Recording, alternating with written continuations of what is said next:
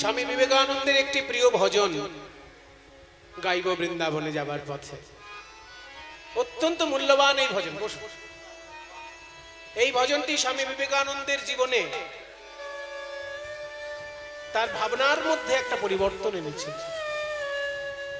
স্বামী বিবেকানন্দ খুব কঠোর ব্রহ্মচর্যের সাধক ছিলেন। তাদের যখন তার অল্প বয়স ছিল, খুব সুন্দর দেখতে ছিলেন, তো সুপুরুষ সুঠাম গঠন ছিল। তো জানলা খুললেই একজন মহিলা বারবার তাকাতেন স্বামী বিবেকানন্দের বাড়ির দিকে। তখন নরেন, তার নাম ছিল নরেন। সেই তাকাতেন বলে উনি সেই জানলাটা চিরকালের জন্য বন্ধ করে দিয়েছেন। এত কঠোর ব্রহ্মচর্যের সাধক ছিলেন।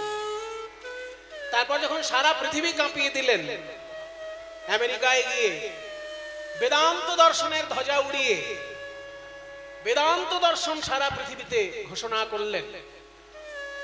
তারপর সারা ভারতবর্ষে তার শিষ্য ছিল। রাজস্থানের একজন রাজা তার শিষ্য হয়েছিল। আর আপনারা জানেন, রাজস্থান চিরকালই পণ্ডিত প্রধান জায়গা।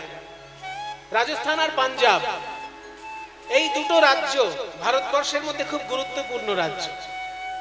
কারণ এই দুটো রাজ্য বিধর্মীদের সঙ্গে যত লড়াই করেছে, আর কোন রাজ্য অত লড়াই করে। কারণ পশ্চিম থেকে যতবার আক্রমণ হয়েছে, ওই রাজস্থান পাঞ্জাবের উপরেই আগে আক্রমণ হয়েছে। কারণ ওদেরকে জয় করে তবে তো উত্তরপ্রদেশ আসতে হবে। উত্তরপ্রদেশ আসবে, তারপর তো বিহারে আসবে। বিহারে আসবে, তারপর তো বাংলায় আসবে। কাজে বাঙালিদের যদি লড়াই করতেও হয়, অনেক পরে করেছে। প্রথম যে লড়াইয়ের ধাক্কা, সেটা পাঞ্জাব আর রাজস্থান সব থেকে বেশি সহ্য করেছে এবং জয়ও করেছে। অনেক লড়াই তারা জয় করেছে। একদিকে তাদের যেমন ক্ষত্রিয় শক্তি, তেমনি আর একদিকে ব্রাহ্মণ পণ্ডিতদের বিরাট পাণ্ডিত্যের দেশ ওই পাঞ্জাব, রাজস্থান, ওই সব জায়গা। তো সেইখানকার রাজা স্বামী বিবেকানন্দের শিষ্য হয়েছিলেন। তো স্বামী বিবেকানন্দ সেই রাজবাড়িতে বেড়াতে এসেছিলেন বলে রাজা মনে মনে ভাবলেন যে আমার গুরুদেবকে আমি কি করে খুশি করব। ওনাকে তো পয়সা করে দিয়ে খুশি করা যাবে না, ওনাকে ভোগ বাসনা দিয়েও খুশি করা যাবে না, সুন্দর খাবার, সুন্দর বিছানা, এসব তো সন্ন্যাসীকে খুশি করার জিনিস নয়। তবে আমাদের গুরুদেব স্বামী বিবেকানন্দ সন্ন্যাসী হলেও উনি কিন্তু গান বাজনা খুব ভালোবাসেন। তাই গান বাজনা যেহেতু ভালোবাসেন, সারা দেশের তখন সর্বশ্রেষ্ঠ বাইজি ময়নাবাই, তার গানের ব্যবস্থা করলেন রাজা। এবার ময়নাবাই যেহেতু ওই এলাকার সব থেকে বড় গায়িকা ছিল, ময়নাবাই বাইজি, তিনি এসে গান গাইবেন রাজসভায়। কিন্তু স্বামী বিবেকানন্দ যেহেতু ব্রহ্মচর্যের কঠোর সাধক, তাই তিনি ভাবলেন আমি নারী কণ্ঠে গান শুনবো না। এটা যদি কোনো পুরুষ গাইতো, ধ্রুপদ গাইতো, আমি নিশ্চয়ই শুনবো। স্বামী বিবেকানন্দের ধ্রুপদ খুব প্রিয় সঙ্গীত ছিল। আর উত্তর ভারতে প্রায় সব রাজ্যে ধ্রুপদ গাওয়া। কাজে ধ্রুপদ গাইলে আমি শুনতাম, কিন্তু নারী একজন গাইবে, ও শুনবো। এই ভেবে স্বামী বিবেকানন্দ উপরে উঠে চলে, মানে দুতলার ঘরে চলে গেলেন। এই যে স্বামীজি দুতলার ঘরে চলে গেলেন, তখন সেই ময়নাবাই মনে মনে ভাবলেন যে এতদিন রাজা জমিদারকে গান শুনিয়েছি, আজকে ভাবলাম একজন বিশ্ববিখ্যাত সন্ন্যাসী আমার গান শুনবেন। কিন্তু গান শোনার আগেই তো উনি আমাকে অবজ্ঞা করে চলে গেলেন। তো কি আর করব, দেবতা গ্রহণ করুন বা না করুন, আমি আমার পূজার ডালি সাজিয়ে রাখি। এই ভেবে বাইজি গান শুরু করে দিল। স্বামীজির উদ্দেশ্যেই গাইছে, কিন্তু স্বামীজি উপরে চলে গেছে, দুতলার ঘরে গেছে। বাইজির ভাবটা হচ্ছে এই যে দেবতা গ্রহণ করুন বা না করুন, আমি আমার পূজার ডালি সাজিয়ে রাখি। এই ভেবে গানটি যখন ধরে ফেলেছেন বাইজি, এই সেই গান সুরদাসের লেখা একটি ভজন। আর এই ভজনের কথাগুলি এত গুরুত্বপূর্ণ যে স্বামী বিবেকানন্দ আর দুতলার ঘরে বসে থাকতে পারলেন না। ওখান থেকে নেমে এসে বাইজির সামনে বসে গানটি শুনেছিলেন। এবং শোনার পর বাইজিকে সম্মানিত করেছিলেন। এই সেই গান। প্রভুজি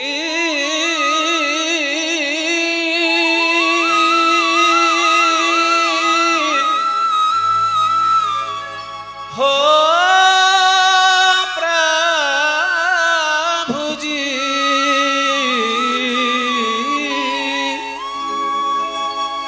प्रभु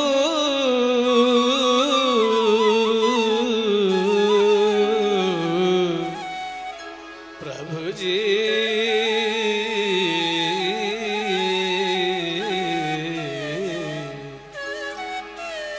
प्रभु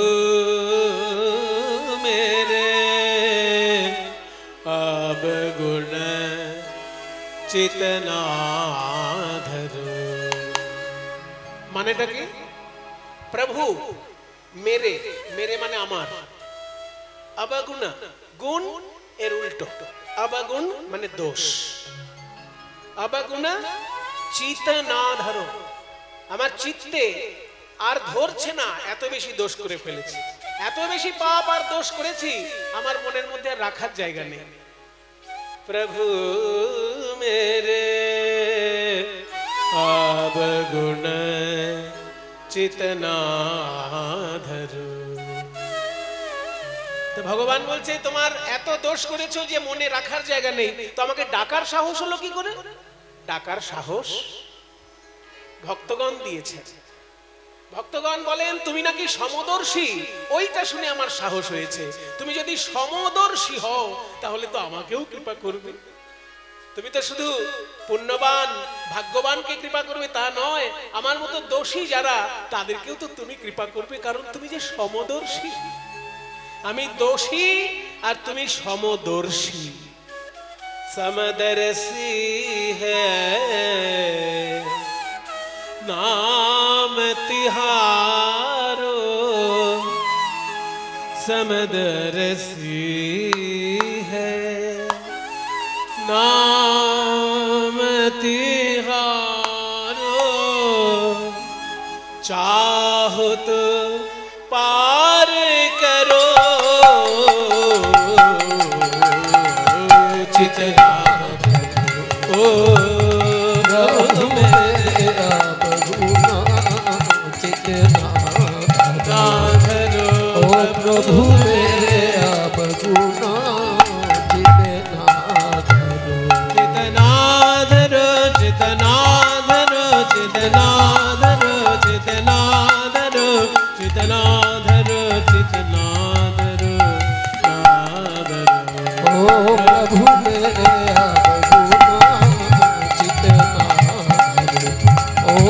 प्रभु मेरे अपगुना चितना धरो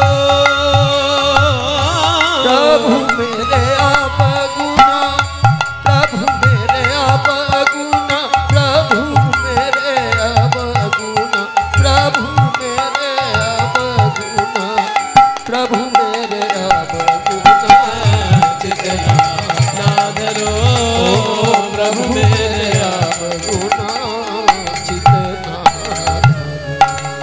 ना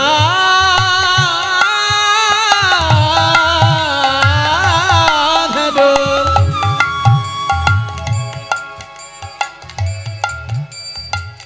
আমাকে যে সমদর্শী বললে কি করে বুঝলে তুমি আমি সমদর্শী কি করে বুঝলাম উদাহরণ দিই তাহলে एक लोहा पूजा में राखत एक रहत व्याध के घर पर एक लोहा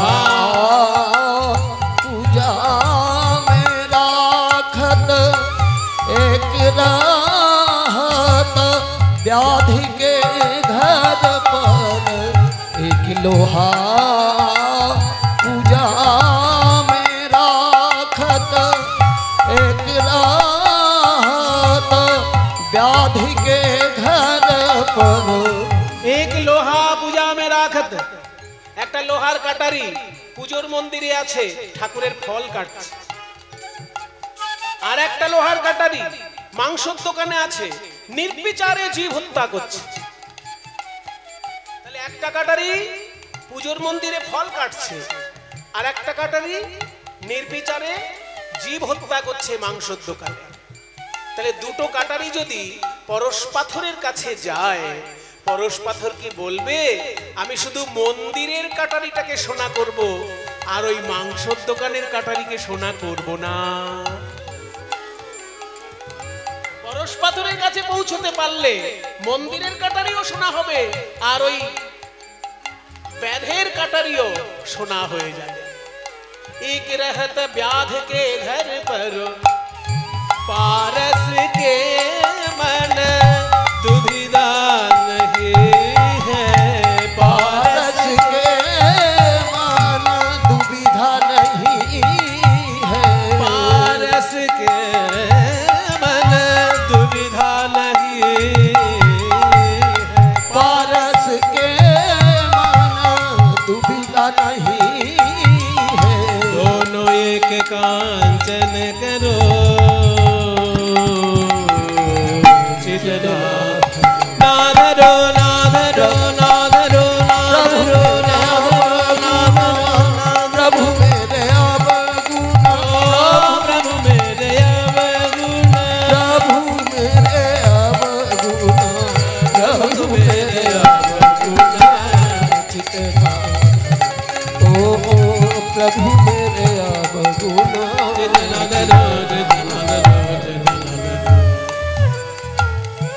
বাহ, যখন ভক্তি দিয়ে আমাকে ধরতে পারলে না তখন যুক্তি খাড়া করে দিল। যেমন পরশ পাথর মন্দিরের কাটারিকেও শোনা করে, মাংস দোকানের কাটারিকেও শোনা করে। পরশ পাথর সমদর্শী, তো পরশ পাথরের সৃষ্টিকর্তা তো আমি, তাই আমিও সমদর্শী। এই একটা তুমি যুক্তি খাড়া করে দিলে। কিন্তু এমন একটা উদাহরণ দিলে যেটা কেউ চোখে দেখেনি। পরশ পাথর কেউ চোখে দেখেছে? যে গাইছে সেও দেখেনি, আর যারা শুনছে তারাও দেখেনি। তো এই উদাহরণ দেওয়ার মানে কি? যেটা চোখেই দেখা যায় না। এমন একটা উদাহরণ দাও যে চোখে দেখবে, লোকে মিলিয়ে নেবে, তবে তো উদাহরণটা পাকাপোক্ত উদাহরণ।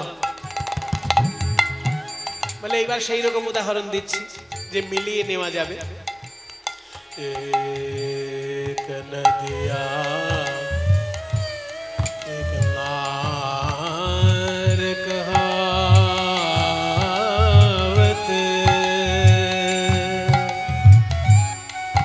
ओ एक नदिया एक नार कहावत, मैलो नीर भरो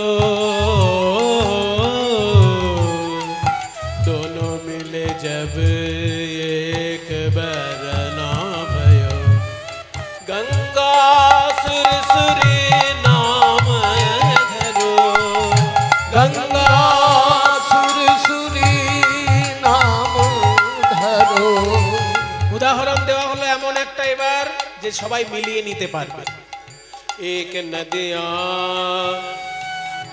একটা হলো নদীর জল, পরিষ্কার পরিচ্ছন্ন। এক নার কহাবত, একটা হলো নর্দমার জল, ময়লা জল নর্দমায়।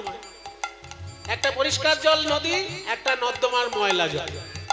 মেলো নীর ভেরো, কিন্তু নদীর পরিষ্কার জল যখন গঙ্গায় মেশে সেও পবিত্র হয়, আর নর্দমার ময়লা জল যখন গঙ্গায় মেশে সেও পবিত্র হয়ে যায়। আর গঙ্গার উৎপত্তি হলো তোমার চরণে, কাজেই তুমিও সমদর্শী। दोनों मिले जब एक बरना भय, गंगा सुरसुरी नाम धरो, गंगा सुरसुरी नाम धरो। ঠিক তেমনি আমি হলাম জীবাত্মা, তুমি হলে পরমাত্মা। ভেদাভেদ সাধারণ লোকের কাছে, তোমার কাছে তো কোনো ভেদাভেদ নেই। বোকা লোকেরা ভেদাভেদ করে, পণ্ডিতের কাছে কোনো ভেদাভেদ থাকে না। আস্তে, যারা বোকা তারা ভেদাভেদ করে। যেমন যে বোকা সেভাবে জল আলাদা, বরফ আলাদা, ধোঁয়া আলাদা। কিন্তু যে পড়াশোনা করেছে সে কি বলবে জল ধোঁয়া আর বরফ আলাদা জিনিস? এগুলোর অবস্থার পরিবর্তন মাত্র। একটা বায়বীয়, একটা তরল আর একটা কঠিন, তিনটেই হচ্ছে জলের তিনটে রূপ। ওই বিশ্লেষণ করলে তিনটের মধ্যেই হাইড্রোজেন আর অক্সিজেন পাওয়া যাবে। H2O জলের যে রাসায়নিক গঠন সেটা কিন্তু ওই তরল জলেও পাওয়া যাবে, কঠিন জলেও পাওয়া যাবে, মানে বরফেও পাওয়া যাবে। সেই জন্য পণ্ডিতের কাছে কোনো পার্থক্য নেই, বোকা লোকের কাছে ভেদাভেদ পার্থক্য, পণ্ডিতের কাছে কোনো পার্থক্য নেই। আর তুমি নাকি পণ্ডিত, তুমি তো স্বামী বিবেকানন্দ, তাহলে তুমি যদি পণ্ডিত হও তুমি কেন ভেদাভেদ করবে? একদিকে স্বামী বিবেকানন্দকেও বলা হচ্ছে আর একদিকে স্বয়ং ভগবানকেও বলা হচ্ছে। সারা বিশ্ব ব্রহ্মাণ্ডের শ্রেষ্ঠ জ্ঞানী হলো ভগবান, তোমার কাছেও তো কোনো ভেদাভেদ থাকবে না প্রভু। এক জীব এক ব্রহ্ম কহাবত, सूरदास झगरो एक ब्रह्म कहावत, ब्रह्म कहावत, ब्रह्म कहावत, ब्रह्म ब्रह्म ब्रह्म ब्रह्म ब्रह्म।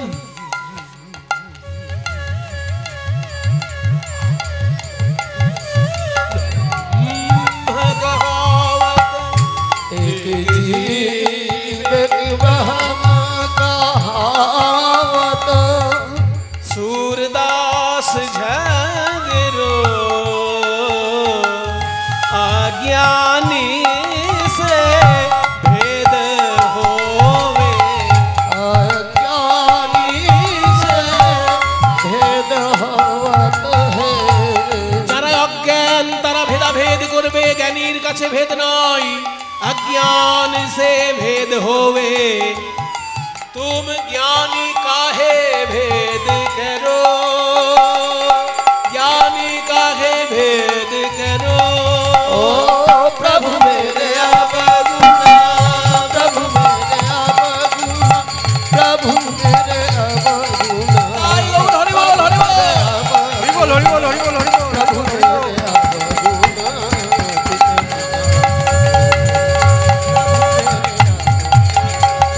प्रभु जी अवगुणा अवगुणा प्रभु जी अवगुणा अवगुणा अवगुणा प्रभु जी प्रभु जी प्रभु मेरे अवगुणा, प्रभु मेरे अवगुणा, प्रभु मेरे अवगुणा, प्रभु मेरे अवगुणा, प्रभु मेरे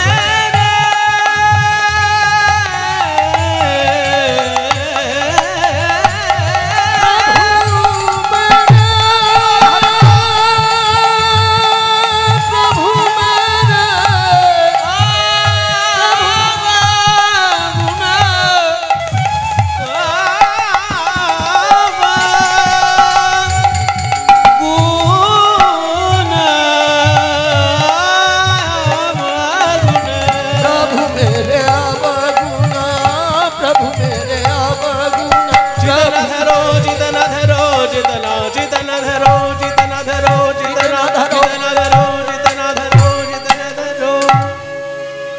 जितना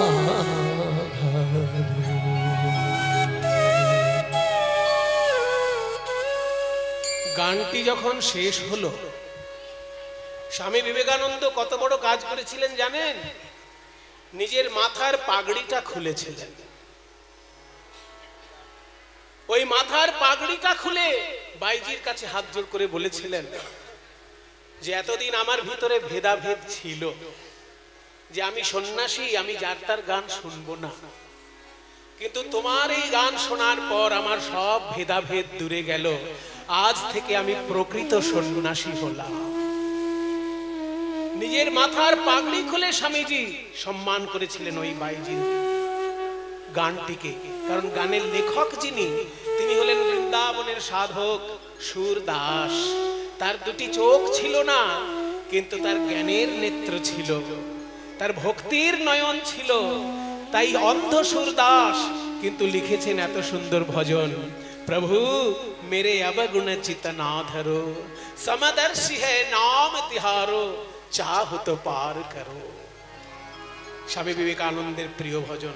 বারবার তিনি এই ঘটনাটি স্মরণ করেছেন এবং বলেছেন, আমি ওই বাইজির কাছে কৃতজ্ঞ, এই গানটি সে আমায় শুনিয়েছে।